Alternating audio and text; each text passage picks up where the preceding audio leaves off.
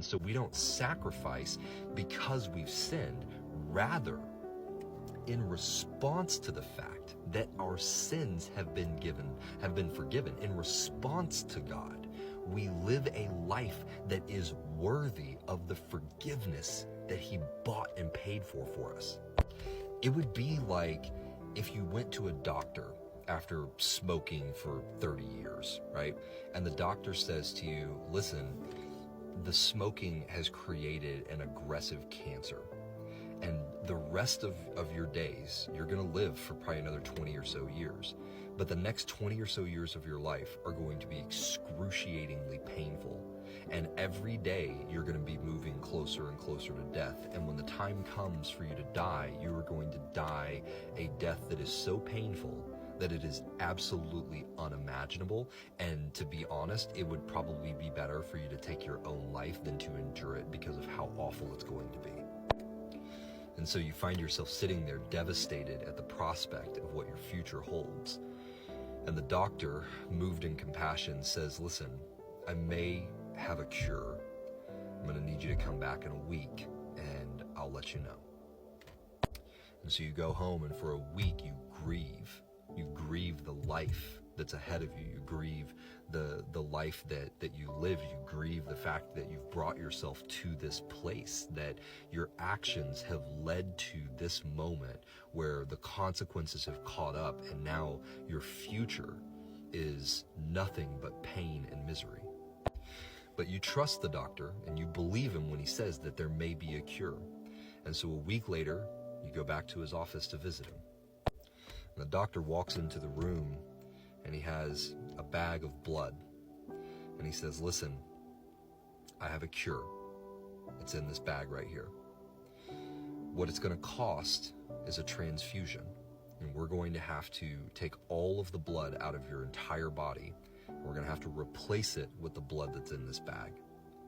But if we do that, you will live. And you will avoid all of the pain that's ahead of you. And I'm going to give it to you for free. And of course, in that moment, you're overjoyed because your prospects, your future has been given back to you. Hope has been returned. And so you jump onto the table, you lay down immediately, you hook up to the IV, and you let the doctor run the transfusion. And so finally, as the transfusion, the new blood is pumping through your body, you can literally feel the cancer healing within you. You can feel all of the rot starting to come off. You feel stronger, you feel invigorated, you feel better than you felt in the last 20 years of your life. And so after a while, the bag finally is emptied and all of the old blood is gone, and you look over and you see in the bag where your blood was, it's just boiling and tar and corrupt and disgusting and filthy. And you think to yourself, how could that have possibly been in me? How was I even living with that in me? But you're overjoyed because your hope's been returned, your future has been returned. And so you jump up off the table and you get ready to go, and you pause for a moment. You look back over your shoulder to the doctor and you say, Doc, I mean, you have a cure to cancer. This is amazing. Why, where did you get that blood from? And the look on the doctor's face is full of pain and sadness. He takes a few steps back and pulls a curtain. And behind the curtain, there's a table. And on the table, you can tell that there's a small body laying on the table, and it's covered with a sheet.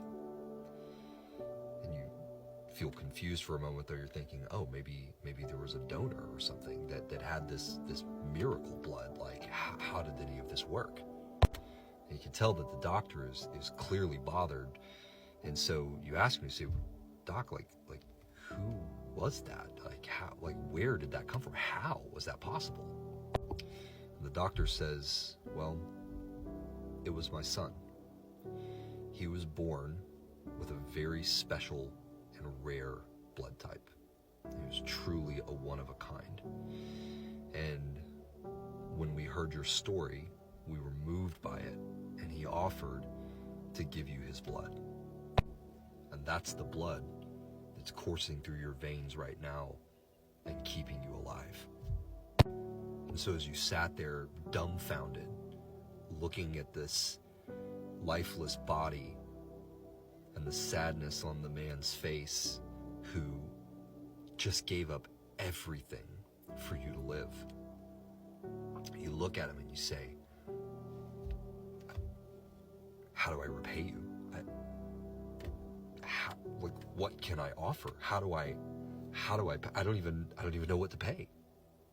And he just looks at you with soft eyes and he smiles. And he says, just don't waste it. Just don't waste it.